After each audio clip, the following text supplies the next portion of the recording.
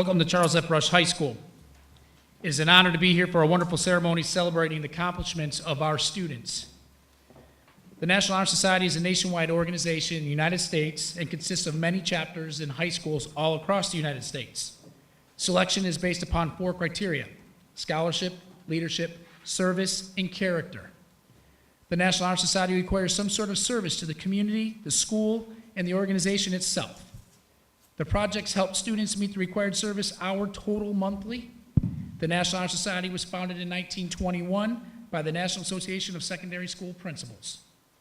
The Alpha chapter of NHS was founded at Fifth Avenue High School by Principal Edward S. Reinierson in Pittsburgh, Pennsylvania. To just name a few occupations of successful National Honor Society members, there are astronauts, federal court judges, senators from both the state and U.S. level, representatives of the United States, Miss America pageant winners, actors, actresses, authors, doctors, and now these students up here from Brush High School. Becoming a member of the National Honor Society is an honor that you and your parents and the support members in your family have worked for all these years. I encourage you to enjoy this accomplishment, but continue to strive for individual excellence. Do not settle. Do not let this one accomplishment be your last. Work hard, be the leader that you have proven to be, and never settle for the ordinary, because in fact you are extraordinary. Besides the distinguished parents, families, and friends here this evening, I'd like to recognize Superintendent Linda Reed, Assistant Superintendent Dr. Veronica Motley, Pupil Services Director Melissa Thompson, as well as any member from the South Euclid Lyndhurst School Board Education. Parents, congratulations. New inductees, congratulations to you as well. With this said, I'd like to introduce Ms. Stacy Bram.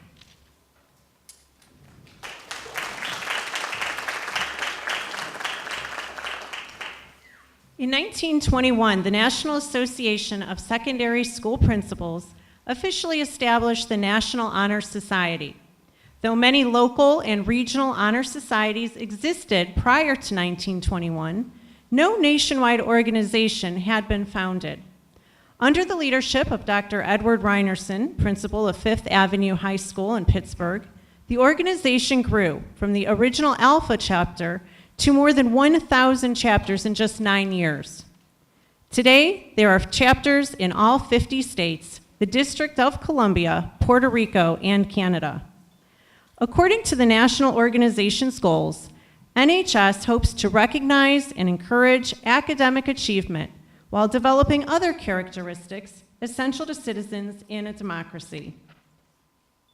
Our Constitution outlines 4 main purposes which have guided chapters of NHS from the beginning: to create enthusiasm for scholarship, to stimulate a desire to render service, to promote leadership, and to develop character in the students of secondary schools. These purposes translate into the criteria used for membership selection in each local chapter.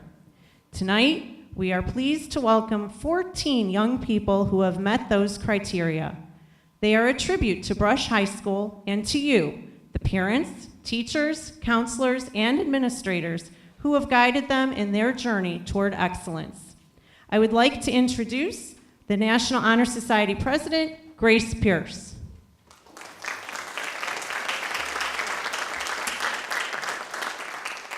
Good evening. My name is Grace Pierce, and I am the NHS President for the 2016-2017 school year. The other NHS officers will now explain the 4 pillars of National Honor Society.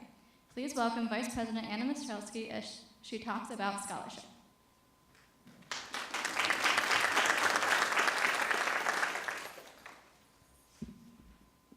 The first branch of National Honor Society is scholarship. The inductees behind me have all achieved a grade point average of 3.5, but even more importantly, they embody a commitment to learning. The pursuit of knowledge doesn't end at the classroom doors, and the Brush NHS inductees have learned that knowledge can be acquired only through diligence and effort. Learning furnishes the lamp by which we read the past and light which illuminates the future. Candidates have the charge to continually expand their world through the opportunities inherent in scholarship. Treasurer Shannon Fry will now present leadership. The leaders at Brush High School exert a wholesome influence on the school. In taking the initiative in class, in school activities, the real leader strives to train and aid others to attain the same objective.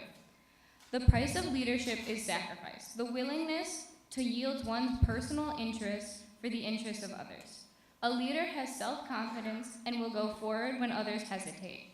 No matter what power and resources may exist in a country or a school, they are ineffectual without the guidance of a wise leader. Leadership is always needed, thus to lead a substantive charge to each one of our members. Secretary Anna Famadigo will now present character. Character is the force within each individual which distinguishes that person from others. It gives each of us our individuality. But when we talk about character for the students of National Honor Society, the words mean so much more than that.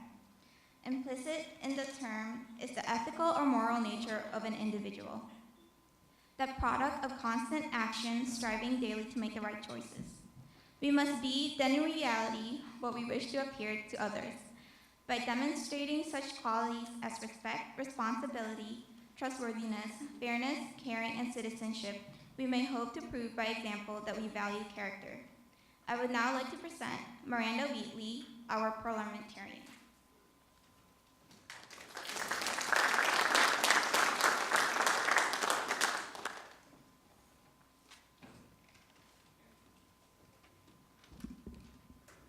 Service.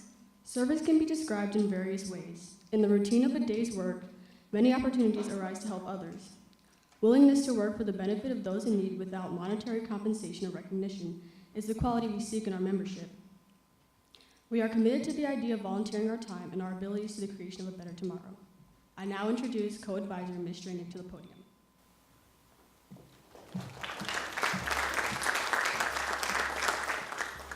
Good evening. I'd like to introduce our guest speaker for tonight. Mr. Subodh Chandra is the founding, managing partner of the Chandra Law Firm, focusing on high-profile civil and appellate litigation, including civil rights, employment, and business litigation, and on internal investigations in white-collar criminal law. He represented the family of Tamir Rice as well as plaintiffs in recent voting rights litigation. Before founding the firm, Mr. Chandra served as the director of law for the city of Cleveland. Mr. Chandra led the work of an 82-lawyer department in both criminal and civil divisions. He also sometimes served as Cleveland's acting mayor. Mr. Chandra is a graduate of Stanford University and Yale Law School, where he served as executive editor of the Yale Law and Policy Review.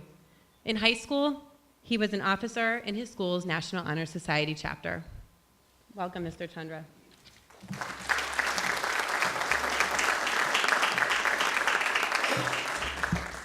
Well, good evening, everyone. To the hard-working parents, who we all know are the real ones responsible for why we're here today. To the dedicated faculty and staff and administration of the school, to the friends and guests who are here, and above all, of course, to our honorees, to the students, I congratulate you all on a job well done. But I come bearing a bittersweet message, which is, as much as this feels like an accomplishment today, it's just the beginning of a journey. And I'd like to discuss that with you based upon the pillars that you've just heard about. Now, as you just heard, I was an officer of the National Honor Society chapter at my high school in Norman, Oklahoma, a public high school where I went to school. And I was trying very hard to remember what office I held. And so I emailed one of my friends from those days, a fellow officer, Judge Lucy Coe, who is a United States District Court judge in California and has become somewhat famous because she's presided over the Apple-Samsung trials that go on where each accuses the other of stealing their technology. And she's been in the news a lot for chiding both sides for using sharp elbows in the litigation. So I emailed Lucy to say, this is what I said. I said, I'm giving a speech at a high school's National Honor Society initiation tonight. the teacher wants to know what my office was. Do you remember? I think you were president, right? And she responds as follows. I can't recall having any office or position. Too many brain cells have died since then. You have free rein to claim any position. So even though I'm pretty sure I wasn't the president, I was the president of the... Because the judge has ordered me to claim that authority. But as much as we joke about that, part of what I'd like to convey to you tonight is that these pillars into which you have been inducted, if I look back at my life since high school over the last 35 years or more, since I graduated from high school, I continue to live my life, both at work and at home, on the foundation of those 4 pillars. And it really is remarkable. I'm going to touch on 2 of them very briefly, but I'm going to elaborate on 2 of them a little bit more, because when I look back at my life, as important as the first 2 were, and they were for a time, I really believe that it's the second 2 that matter the most. The first 2, of course, are the scholarship and the demonstrated leadership in which you've already engaged. The scholarship is something I don't need to elaborate on. Obviously, all of you are excellent students. That's why you're here, for special recognition. You will continue to be excellent students. You will continue to work hard and excel, even as the academics get more and more competitive, for as far as you will progress. For some of you, that might be college. For some of you, that might be beyond it with advanced studies. Some of you may go into academia and may continue your lives at universities, contributing to humanity with scholarship and delving into knowledge in areas that humanity has not yet explored. But I have no doubt about that. I have no doubt about your scholastic excellence.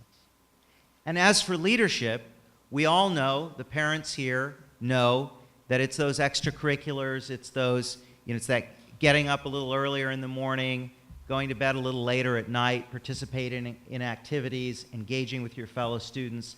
All of the leadership that you've demonstrated, you'll continue to demonstrate throughout your academic careers, throughout your lives, getting involved in your communities, leading on the issues that matter to you. I have no doubt that all of you will exhibit great leadership skills in whatever makes you passionate over your lives. But ultimately, and I'm sure a lot of the parents here in the audience will agree with me, is that when I look back at my life, the 2 pillars that really matter were the pillars of service and character. And actually, I think we're all coming to realize we live in a time in which focusing on service and focusing on character matters now more than ever. We all stand on the shoulders, and sometimes on the shoulders of those who stand on the shoulders, of the greatest generation in this country, the generation that fought in World War II and fought against fascism. But even they had their flaws. Even they, if you look at the character of the amazing people who fought for democracy and fought against fascism in World War II, even they had their flaws. Even they didn't take us toward a more perfect union, because it was their generation that also interned Japanese Americans, 100,000 of them during World War II, most of them, the vast majority of them, American-born, and all of them American citizens. And so it requires all of us in each generation, even as we're serving, to also examine our character and also ask whether we are living up to the ideals that we claimed to live up to, even as we sit in ceremonies like this here today. So when you think about service and you think about your life, it's very easy. We live in a mass consumerist society. We live in a society, and I know all of you have been, because I certainly was, all of you have been subjected to the pressures of who's wearing the nicest clothes and who has the latest device, whether it's an Apple Watch or whether it's an iPhone or whether it's some other trinket. that makes you feel up and hip with the latest times, who's listening to the latest music. None of those things matter. All of those things pale in consideration to service and saying, how am I helping my fellow human today? One of the things that makes you all so incredibly fortunate, so much more than my generation, is that you have technology available to you that makes service more possible in an extraordinary way. Many of you will wind up being able to create or use apps that connect you to people throughout the globe that you can help, whether they are people suffering from malnutrition, whether they are people suffering from the lack of clean water. You'll be able to connect to people in your communities if you're on a neighborhood watch to find out whether somebody has reported a crime in your community and what people can do about it. So you have technology available to you that we never had. Throughout my life until probably my late 20s, I'd never heard of email. It didn't really exist at the time. And yet now we're all so interconnected between Twitter and Facebook, text messaging. Our ability to communicate with one another, and even across the globe, is extraordinary. I have an 86-year-old aunt in India, my father's eldest sister, and I'd say probably for the first 30, 35 years of my life, our communication consisted primarily of writing those little blue aerograms back and forth to each other, with decreasing frequency over time. And yet, over the last 10 years, what's opened up for us is things like FaceTime and Skype, where we're constantly video chatting. And so the global diaspora of my family in India, the UK, Australia, other parts of the United States, we're all interconnected and able to enrich one another's lives in ways that we would never have been able to. So there's a world of possibilities available to you in service that I would suggest for most of the people of my generation or older in this audience were never available to us. And I want you to think about that as you leave here today and you think about living your lives in service as now a newly inducted member of the National Honor Society. I want you to think about the opportunities to serve that you have that the members of National Honor Society in the generations before you never really had, because technology makes it feasible and possible. Now, I'd like to turn finally to the issue of character. And it's such an easy word to throw around, but it's a harder word to fully comprehend what it means until you face a challenge. Now, some of you have already faced those challenges, I'm sure. You've been in school or you've been on a playground where someone is bullying somebody else. And you've had a character deciding moment where you've had to decide whether you're going to be silent or whether you're going to stand up for that person. All of us have been through that experience. But what happens as life moves forward and you try to stand upon these four pillars into which you've been inducted is that the character challenge has actually become greater over time. As much as we suffered in middle school, and Lord knows we all suffered in middle school, one way or the other. And I have triplet middle schoolers, so I'm getting to relive that all over again, the drama of that all over again. As much as we all suffered in middle school, and we experienced pain and anguish in the social circumstances of trying to define ourselves then and even in high school, it will pale in comparison to the other challenges that you'll face in your life. They may be issues like simply sitting next to somebody in a high-pressure academic environment and discovering that they're cheating. It may be working for a boss who is aggressive toward other people in the office environment and perhaps even illegally harassing them on the basis of gender, on the basis of race. It may be dealing with a neighbor who is about to rent out a rental property but wants to discriminate on some prohibited basis or the other, or immoral basis or the other. There will be character challenges that you will face, and they will get more and more complex, and you'll be faced with difficult ethical choices. And what I ask you to think of is this, and I think this is a very hard exercise for all of us, is remember the inner high school student. Remember the inner child. and pretend that that person is watching you as you progress and as you make decisions. And what would that person think of the choices that you're making at that time? Sometimes that makes the choices that you'll have to make when your character is being tested easier, because they'll bring everything into focus and into crystal clarity. The person I once was would clearly want me to stand up and do the right thing, would clearly want me to defy even the boss who controls my livelihood, perhaps in a respectful way, perhaps in a humorous way, perhaps in a very direct way. Perhaps that person would want me to challenge and stand up to authority. When I was in college, my college experience was bookended by two magnificent speeches. The incoming college president challenged all of the freshmen to question authority, even if it wears a tweed jacket. And so I've tried to live my life doing that. And the graduation speaker, Gary Trudeau, who writes the cartoon that many of you may not be familiar with, Doonesbury, he said to all of us, he said not to just question authority, but he said to ask the impertinent question.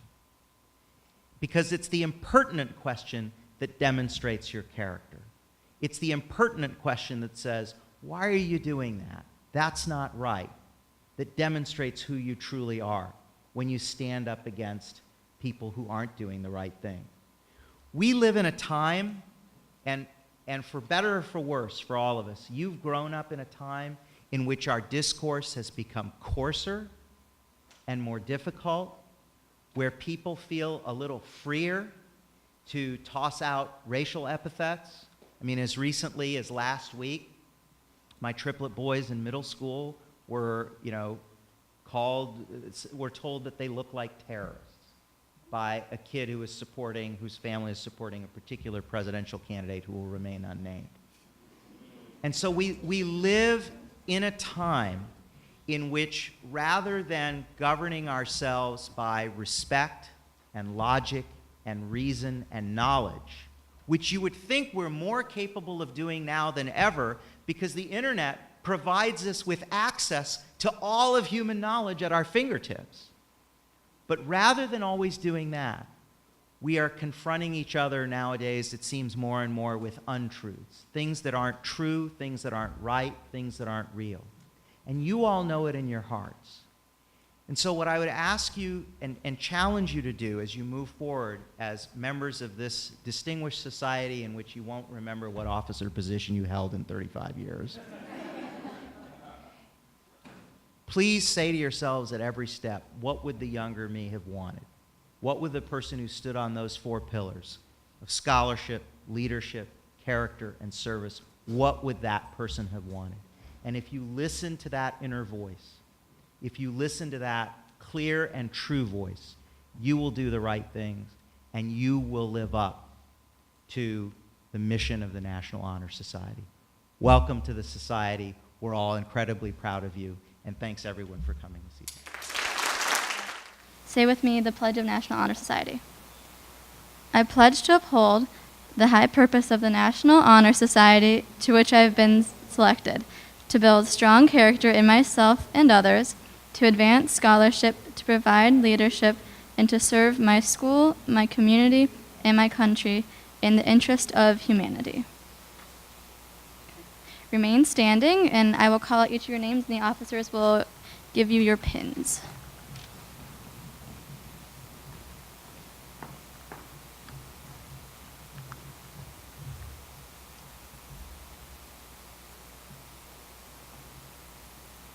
Emily Bussey.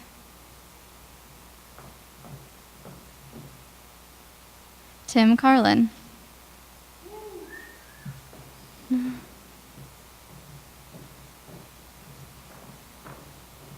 Alana Durham.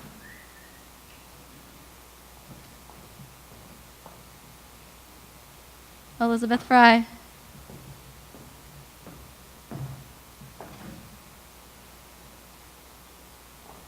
Mallory Hall.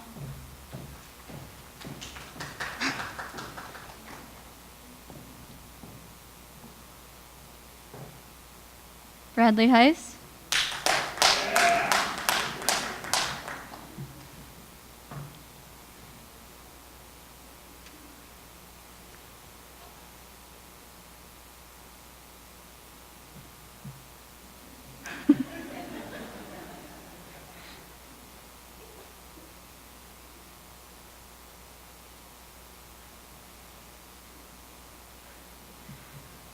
Rachel Immel.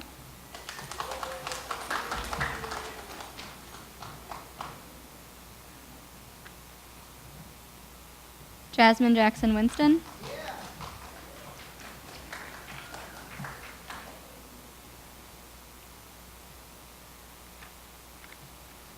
Alex Naiman.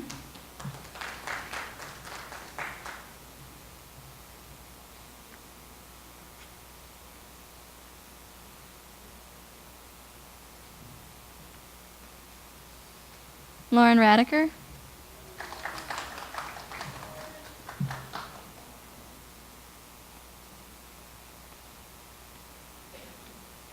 Darby Shaffron.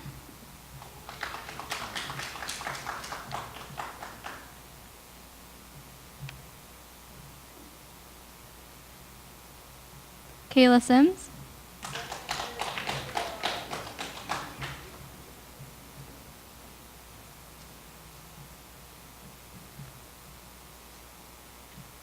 Adam Turk.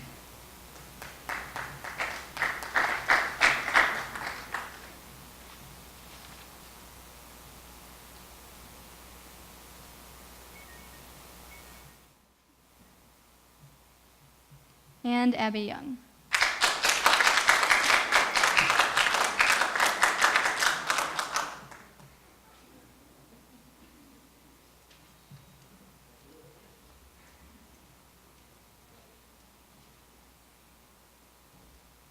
Congratulations to our new NHS inductees.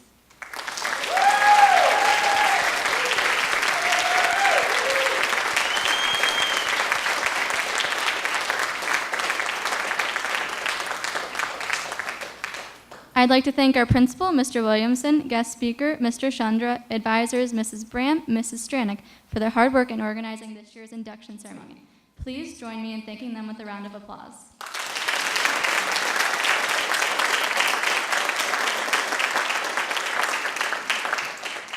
Thank you all for attending our NHS induction ceremony. In just a moment, the new inductees will recess, after which you are all invited to join us in for a reception in their honor.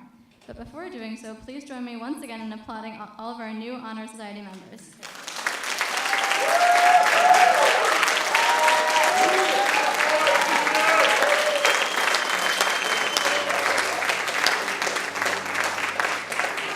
Thank you. And now, will everyone please stand as our newest members of the National Honor Society recess?